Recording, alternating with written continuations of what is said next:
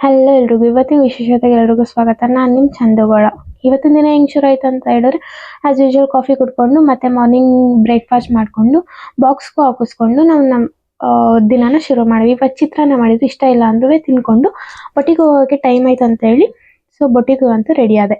ನಾನು ರೆಡಿ ಆದೆ, ನಮ್ಮ ಫ್ರೆಂಡ್ಸ್ ರೆಡಿ ಆದರು, ಅವರು ಎಲ್ಲ ರೆಡಿ ಆದ್ಮೇಲೆ ಒಟ್ಟಿಗೆ ರೂಮಿಂದ ಹೊರಟು ನೆಕ್ಸ್ಟು ರೂಮ್ಗಿನ ತೊಗೊಂಡೋಗಿ ಆಂಟಿಗೆ ಕೊಟ್ಬಿಟ್ಟು ನೆಕ್ಸ್ಟ್ ನಾವು ಪಿಜಿಯಿಂದ ಹೊರಟ್ವಿ. ಪಿಜಿಯಿಂದ ಹೊರಟು ಆನ್ ದ ವೇ ಅಲ್ಲೇ ಕಾಫಿ ಶಾಪ್ ಇತ್ತಂತ ಹೇಳಿ ಸೊ ಮಾರ್ನಿಂಗಿಂದ ಕಾಫಿ ಕುಡ್ದಿರಲಿಲ್ಲ, ಅದಕ್ಕೆ ಕಾಫಿನೂ ಕುಡ್ಕೊಂಡು ಅದು ಮುಂದೆ ಇನ್ನು ನೆಕ್ಸ್ಟ್ ಐಸ್ ಕ್ರೀಮ್ ಪಾರ್ಲರ್ ಇತ್ತಂತ ಹೇಳಿ ಬೆಳಗ್ಗೆನೇ ಐಸ್ ಕ್ರೀಮ್ನ ತಿನ್ಕೊಂಡು ಬೊಟ್ಟಿಗಂತೂ ರೀಚ್ ಆದ್ವಿ. ಬೊಟ್ಟಿಗೆ ರೀಚ್ ಆದ್ವಿ. ಆಮೇಲೆ ನಮ್ಮ ವರ್ಕ್ ನಾವು ಇದ್ದಿದ್ದೆ ಅಲ್ವಾ, ನೆಕ್ಸ್ಟ್ ಫೋನ್ಸ್ನೆಲ್ಲ ಎತ್ತಿಕ್ಕಿ ಸೈಟ್ಸ್ನೆಲ್ಲ ಬ್ಯಾಗಿಗೆ ಇಕ್ಕಿ ನಮ್ಮ ವರ್ಕ್ನ ಸ್ಟಾರ್ಟ್ ಮಾಡಿದ್ವಿ. ಇತ್ತೀಚೆಗಂತೂ ಎಲ್ಲೂ ಹೋಗ್ತಿಲ್ಲ, ಏನು ವಿಶೇಷತೆನೂ ಇಲ್ಲ, ಬಟ್ ಆದರೆ ಡೈಲಿ ನೀಡ್ಸ್ ಅಂತೂ ಇದ್ದಿದ್ದೆ. ಸೊ ಹಂಗೆ ಡೈಲಿ ವ್ಲಾಗ್ನ ಮಾಡ್ತಾ ಇದ್ದೀನಿ. ಆಮೇಲೆ ನಮ್ಮ ವರ್ಕ್ನ ಸ್ಟಾರ್ಟ್ ಮಾಡಿದ್ವಿ.